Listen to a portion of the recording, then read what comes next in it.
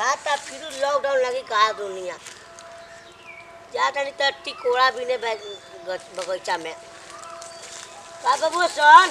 तेने कहाँ बड़ा सब तो नहीं के टिकोरा भी न टिकोरा अब पढ़ाई लिखाई निकल कर ना बन दो गइल बा बन हाँ तो नहीं का करबा सन बतावा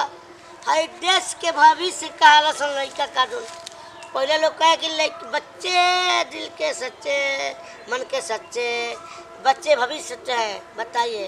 देश के भविष्य हैं अरे जगह खूने भविष्य देखो का भविष्य बनाई है बाबू लोग जा लो तनी खेले जा बताइए भैया लोग अब मरुआ से पूछे हम पूछे चाहता नहीं छोट छोट बच्चा एबरा उम्र में पढ़े लिखे के तो टिकोड़ा भी नहीं आयल बड़ा सन आम के टिकोड़ा काहे कि लॉकडाउन बा कहत ऐसे स्कूल बंद बाटे अब बताओ अब बच्चा से पढ़े खातिर लॉकडाउन लगता है और नेता लोग प्रचार करे खातिर पहली भीड़ चाहिए पेल के भीड़ लाओ जितना लाना भीड़ लाओ चिल्ला नेता लोग कहता लोग कहे कि प्रचार होको तो वहाँ कोरोना नहीं के होगा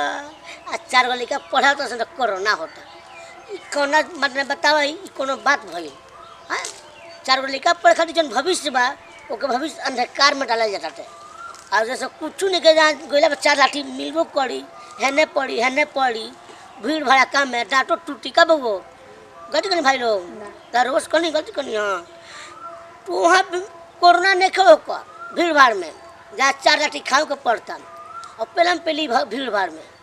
आ जहाँ खाली चपाट बा जिसको लेकर तो सब पढ़ाए बा तो कोरोना होता समझ में नहीं कहा देश का करी तरक्की करी कि नहीं तरक्की करी समझे में नहीं खे और बताए रहे लोग का कोई हमने कुछ बुझाते नहीं खे बताई 4 गो लोग जाए साथ में तो कोरोना हो जाए पुलिस के गाड़ी में 10 गो पुलिस भरल रही जाई तो कोरोना ना होई आए हमारे परिवार के 10 गो लोग आज मिले जुले हित जाई तो कोरोना हो जाई कोनो बात भर मने अब बताई में का कमी बा सरकार के कमी काहे कि ना काहे कि पब्लिक के कमी काहे हमरा तो बुझाता जानता नहीं यही में लोग कट मर जाई पिसा जाई गेहूँ चपा जाए लो सब जाने गेहूँ हाँ कोनो लगावे नहीं खे मुश्किल हो गई बा लोग के भविष्य दिखत नहीं के अंधकार में लोग पड़ गई बाटे यही लेके लगता कि सरकार भी अंधरिया गई भाई लो मारो का करे हमरा अब बात सही बा का करबा मरता मरो तो भैया देखो लोग हम तो ये काम अब तो सरकार के बात माने पड़ी तरवाल से विनती बा निवेदन बा हाथ गोड़ जोड़ के राउर कि घर में रही सुरक्षित रही आ दोहरा के आवे टहरा के चौरा के कोरोना आई अपने मन जाए का तो बाय बाय दोस्तों कोरोना को ध्यान में रखते हुए घर में रहिए